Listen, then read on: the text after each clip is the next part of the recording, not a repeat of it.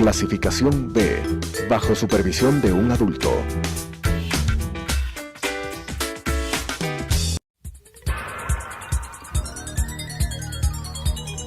Las opiniones vertidas en este espacio por la producción y dirección del programa son de exclusiva responsabilidad de sus autores y de quienes intervienen en ellos.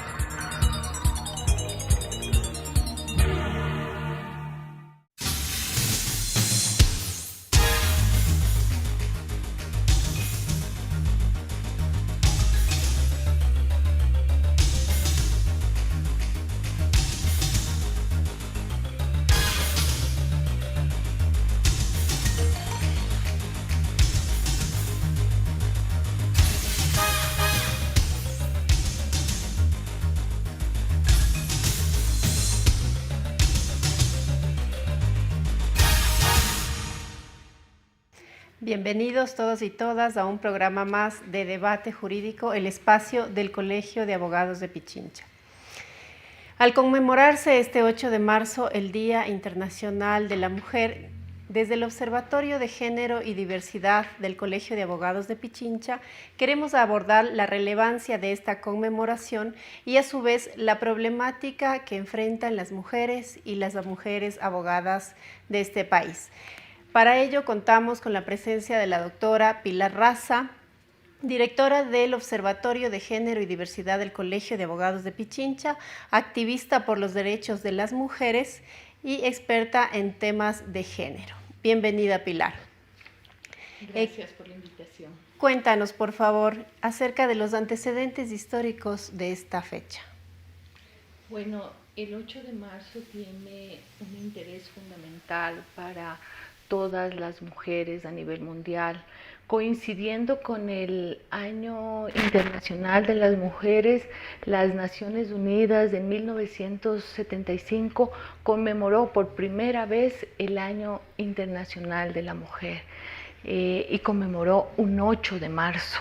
Para nosotras esta fecha, como te dije, es fundamental porque es la oportunidad para que todas y todos reconozcamos el aporte que hacen las mujeres a la vida y en la historia del mundo, en la historia del país.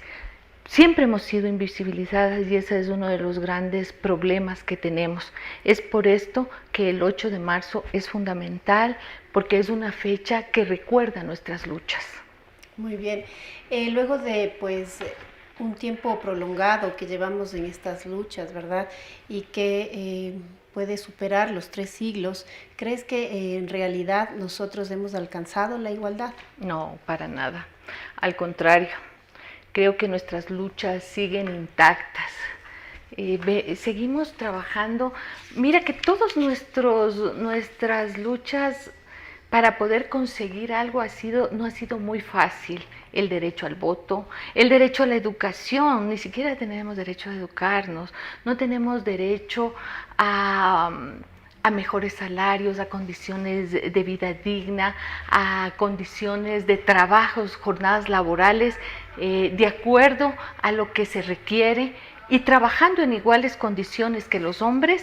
Vemos cómo se nos paga, y al menos en la época en que se instauró el 8 de marzo, los salarios eran la mitad de lo que era para los hombres.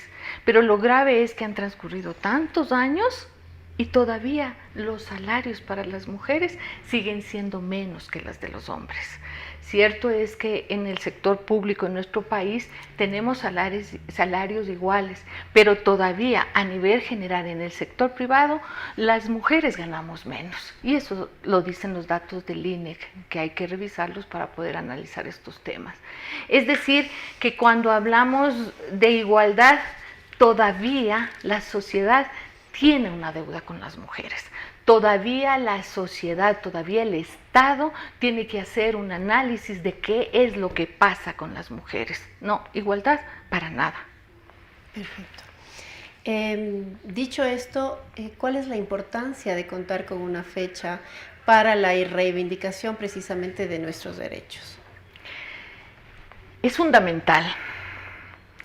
Mira que han transcurrido 60, 70 años y todavía seguimos hablando de lo mismo. Todavía seguimos hablando que nosotras no accedemos en iguales condiciones a algunos espacios. El llegar, por ejemplo, las mujeres a la política no fue fácil. Y cuando hablamos de violencia política, es una violencia real. La paridad nos da una oportunidad para que lleguemos más mujeres al ejercicio político. Pero esto no significa que sea en igualdad de condiciones en muchos de los casos. Cuando se instauró la ley de cuotas por disposición constitucional en el Ecuador, entonces entrábamos como relleno. Eso era lo grave. No por nuestras capacidades, no, entrábamos como relleno porque lo pedía una disposición legal. Frente a ello, nosotras nos hemos tenido que ganar el espacio de manera muy dura, se podría decir, porque la violencia política está presente en todas las actividades que realizan las mujeres políticas en este país. Y eso hay que decirlo sin miedo, creo yo, y hay que analizarlo. Cada vez más las mujeres tenemos que pelear un espacio, en todo lado, en todo momento. Tenemos que pelearnos los espacios demostrando que somos capaces, que tenemos voluntad, que podemos hacerlo. A pesar de ello, la violencia está presente, o tal vez por ello la violencia está presente, porque mientras estás sin decir nada, mientras estás a lo mejor aceptando lo que te dice el patriarca del partido político, pues estás bien, pero el momento en que pones tu voz, en que exiges derechos y en el momento en que quieres visibilizarte, pues en ese momento sí, hay violencia. Pero esto se da en todos los aspectos de nuestra vida y yo creo que hay que decirlo a sí mismo sin temor y hay que decirlo como es. 6.5 de cada 4 mujeres en este país han sufrido violencia, siguen sufriendo violencia.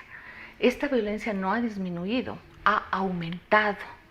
¿Sí? De la encuesta que se hizo, la encuesta de relaciones familiares que se hizo en el 2010 y la que se hace ahora de violencia de género en el 2019, vemos que la violencia está en aumento. La violencia sexual igual, 1 de cada 4 mujeres. Entonces decimos, ¿cuáles son las políticas públicas para la prevención de la violencia?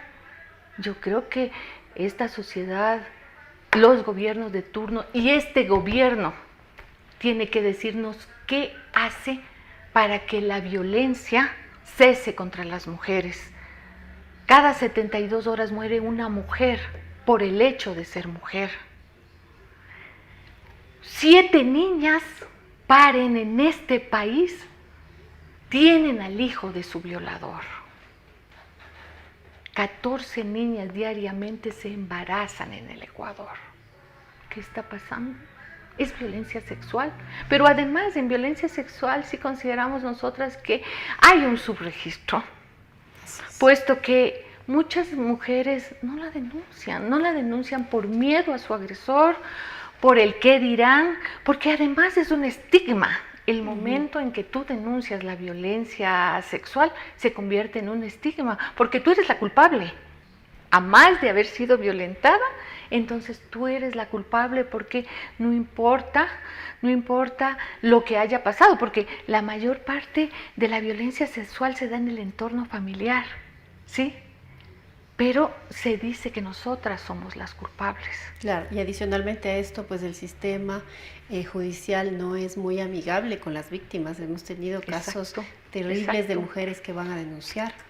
Exacto. Yo quiero aquí dar a conocer unos hechos y para cuando hablamos de igualdad y si hemos alcanzado la igualdad, yo quiero relatarte 2 casos que me parecen fundamentales.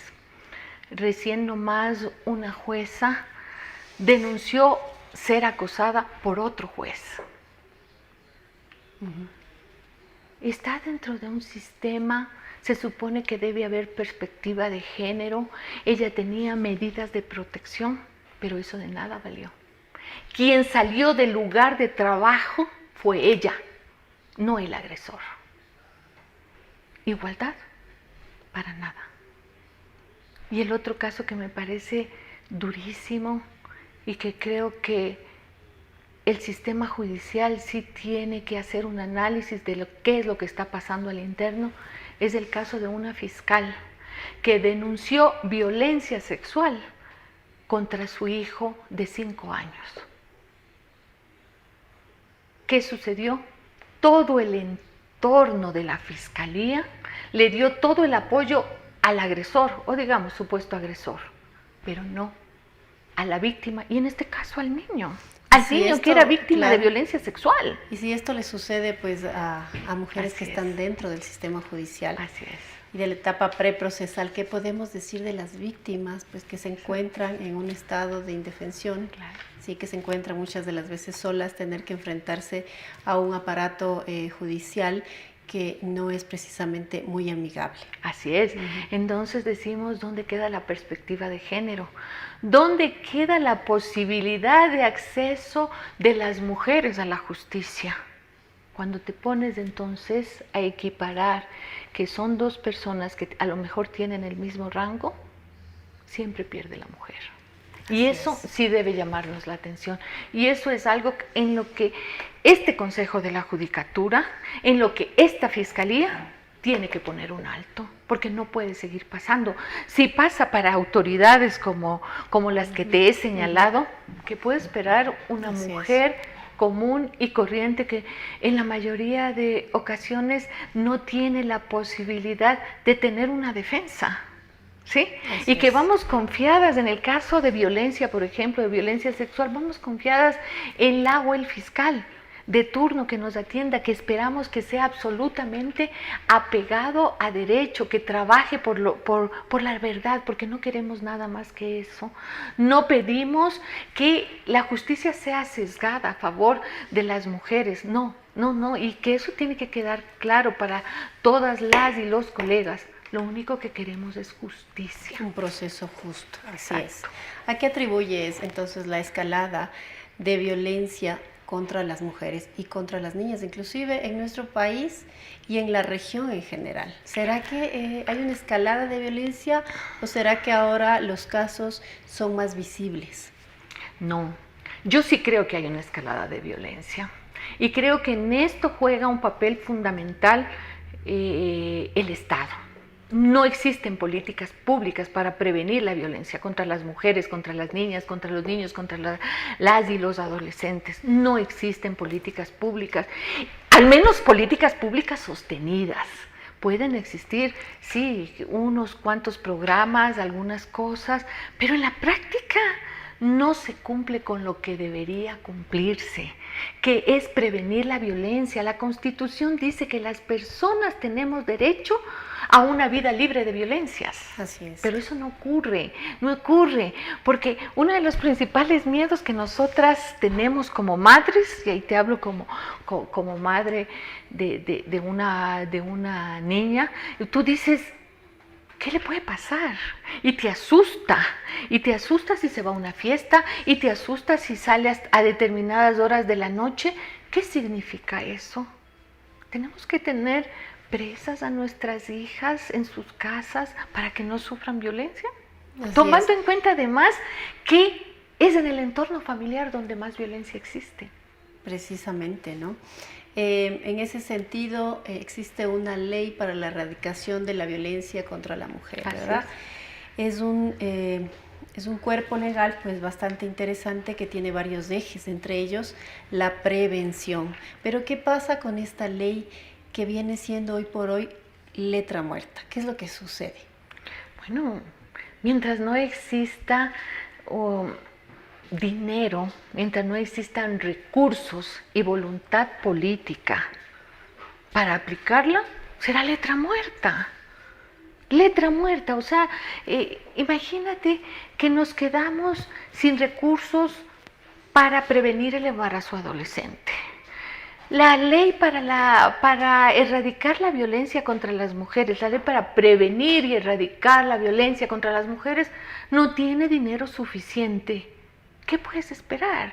Cuando las mujeres van a denunciar violencia sexual, las mujeres, niñas, niños, adolescentes van con sus madres, vamos nosotras a denunciar como abogadas, vamos a denunciar una violencia sexual, nos encontramos con un sitio en donde hay 100 o 200 personas y en donde para que te atiendan tienes que esperar no menos de 8 horas, a veces es hasta 12, 14 horas. ¿Qué está pasando? ¿Qué esperamos? Entonces, ¿eso es acceso a la justicia? Efectivamente que no.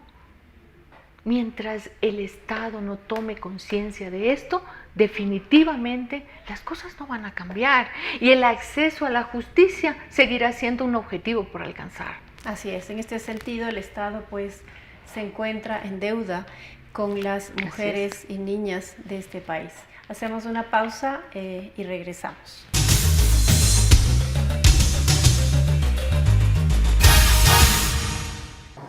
Adriana, cancélame todas las reuniones. No voy a ir a la oficina. Estoy con una jaqueca que no aguanto. ¡El jefe no viene!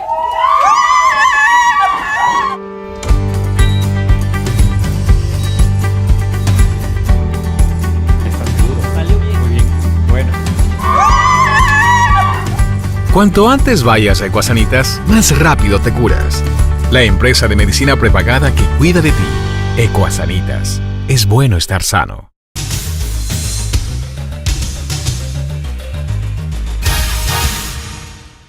Volvemos a nuestro debate jurídico con nuestra invitada, la doctora Pilar Raza, abordando temas concernientes a la conmemoración del 8 de mayo y a la situación actual de las mujeres y las mujeres abogadas en nuestro país. Hemos hecho en el primer espacio un análisis de lo que es la violencia en nuestro país y hemos visto pues cómo el Estado se encuentra en deuda con las mujeres y niñas.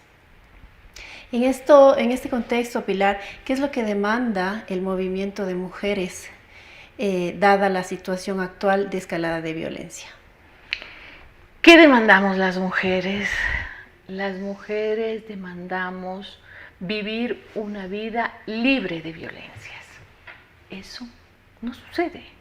Como ya señalé anteriormente, o sea, el miedo a salir a la calle. Cuando a mí me preguntan, ¿cómo ves la situación de las mujeres en unos años? ¿Cuál sería tu anhelo? ¿Cuál sería a lo mejor esa esperanza de lo que podría ser un futuro para las mujeres?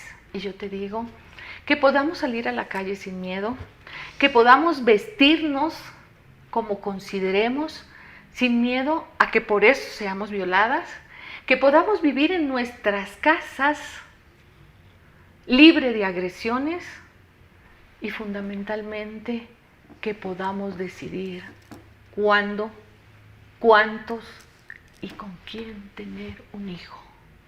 Una de las principales cosas que yo creo que es la forma más brutal de violencia contra las mujeres es el hecho de que el Estado decide por nosotras. Existen unas leyes que penalizan a las mujeres por no querer parir al hijo de su violador, por no querer dar a luz al hijo de su violador. A mí me parece eso terrible. Yo no sé, o sea, cada persona tiene derecho a decidir. Y eso es lo que propugno. Y creo que desde el observatorio eso es lo que trabajamos. El derecho a decidir, no a imponer. Pero el Estado no nos puede imponer una maternidad forzada. Yo creo que eso es una de las principales causas de la violencia contra las mujeres. Y entonces ahí tenemos niñas obligadas a parir al hijo de su violador, sin que este Estado que nos obliga a tener al producto de la violación, que no es apoyada por el Estado. Y entonces a mí siempre me dicen, no, pero puede darlo en adopción. En este país es posible dar en adopción? Solo en letras. Porque mira que primero tiene que pasar por todo un proceso revictimizante para la mujer, en donde es el juez el que decide si tú vas a poder dar o no en adopción. Pero para esto ya has tenido que pasar todo un proceso de 9 meses que quienes hemos dado a luz, quienes hemos tenido una maternidad, conocemos lo que significa para esta niña, para esta mujer que ha sido violada o para esta mujer que no desea tener este producto de la violación. Es revictimizante, claro que sí. Claro que sí. Así es. Y el proceso está encaminado en sí en que sea la mujer o la niña que se quede con el hijo, finalmente, ¿no? Luego de un proceso judicial largo, al final, pues se puede determinar que no puede darlo en adopción. Ya, o se le pide a la familia que sea la que tenga a su cargo ese niño. Yo les pregunto a quienes me ven y me escuchan el día de hoy. Es que si el niño es de esta otra niña que es muy jovencita, lo mínimo que le va a decir la prima, el tío, el abuelo, quien se haga cargo de ese niño, lo mínimo que le va a decir es venlo a cuidar, al final es tu hijo. Entonces, así es. Eso es libertad, eso es una posibilidad de que las mujeres puedan vivir y hacer un proyecto de vida. Todas las mujeres, todas las niñas, en una etapa que han sido violadas, definitivamente truncan su vida. Así es. Se perpetúa el círculo de la pobreza al final. Exacto. Entonces ahí es cuando hablamos, tú tienes toda la razón, entonces ahí es cuando hablamos de que lo único que hacemos es penalizar la pobreza. Justamente. El Observatorio de Género y Diversidad del Colegio de Abogados de Pichincha es una entidad que ha sido creada pues en este último periodo con la finalidad de transversalizar el enfoque de género en las actividades gremiales y permitir un mayor acceso de las mujeres hacia la justicia. En este sentido, Pilar, infórmanos cuáles son las actividades o los logros que ha tenido pues, el Observatorio de Género y Diversidad. Bueno, el observatorio fue creado en este último periodo del Colegio de Abogados de Pichincha, de alguna manera funcionó en el periodo anterior, pero es en este periodo en donde se le ha dado mayor fuerza, en donde hemos trabajado muy duro por transversalizar género en todas las actividades del colegio, pero además hemos hecho capacitaciones todas con enfoque de género. Podemos señalar que hemos realizado 14 talleres y conversatorios, hemos realizado 2 seminarios internacionales y actualmente estamos programando un seminario internacional para los días 9, 10, 11 y 12, en donde en la Flaxo trabajaremos sobre pericias, las pericias en los delitos de violencia de género. A nosotras nos parece que hay falencias en las pericias y hemos traído en este caso a expertos internacionales como Mario Nájera, que es un experto internacional que tratará el tema de la dosimasia pulmonar con el cual abordaremos una pericia con la cual se criminaliza a mujeres.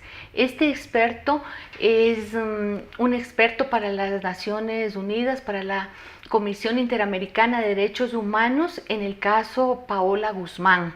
Creemos que es un perito que nos puede dar luces y que nos puede ayudar mucho en este tema. También está Silvana Turner, que es una experta argentina y que es una mujer muy capacitada en todos los temas de pericias para las desapariciones forzadas de mujeres, para las desapariciones, para las mujeres, para la muerte violenta de mujeres. Creemos que es un grupo de expertos. También está María Laura Novo y algunos otros expertos nacionales que son fundamentales y que son quienes están en el día a día de las pericias en el país. Entonces vamos a saber qué tan importantes son las pericias, vamos a abordar el por qué unas pericias a nivel mundial ya no son reconocidas y en el Ecuador se las utiliza, como digo, para criminalizar a las mujeres, pericias toxicológicas que para nosotras nos parecen fundamentales en los temas de violencia sexual. Entonces esperamos que participen la mayor parte de abogados. Creemos que el esfuerzo que hace el Colegio de Abogados de Pichincha, el esfuerzo que hace el observatorio, se ha reflejado en la asistencia de las y los abogados. También tenemos que señalar que no solamente que hemos realizado talleres, conversatorios, sino que también hemos hecho incidencia en leyes. Hemos presentado proyectos de reformas al Código Orgánico Integral Penal, al Código de la Niñez y Adolescencia, al CONA. Bueno, el observatorio ha hecho algunas cosas, pero creemos que hay que trabajar muchas otras. Creemos que se deben trabajar protocolos contra el acoso a las mujeres abogadas.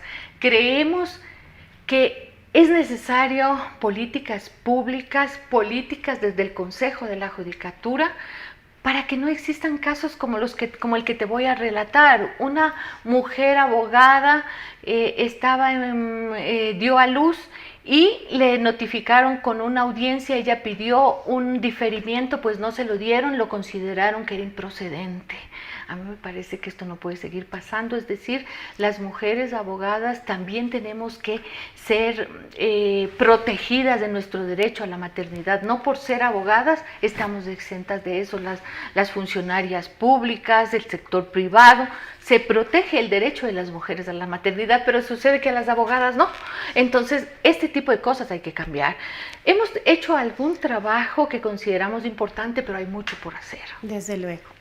Muchísimas gracias. La asistencia de la doctora Pilar Raza. La invitación queda hecha para el Seminario Internacional sobre la prueba pericial en los delitos de violencia de género. 9, 10, 11 y 12 de marzo en la Flaxo, un evento organizado por el Observatorio de Género y Diversidad del Colegio de Abogados de Pichincha. Sin duda reviste pues muchísima importancia para los y las colegas que litigamos en delitos contra las mujeres. Muchas gracias a todos por su asistencia. Las opiniones vertidas en este espacio por la producción y dirección del programa son de exclusiva responsabilidad de sus autores y de quienes intervienen en ellos.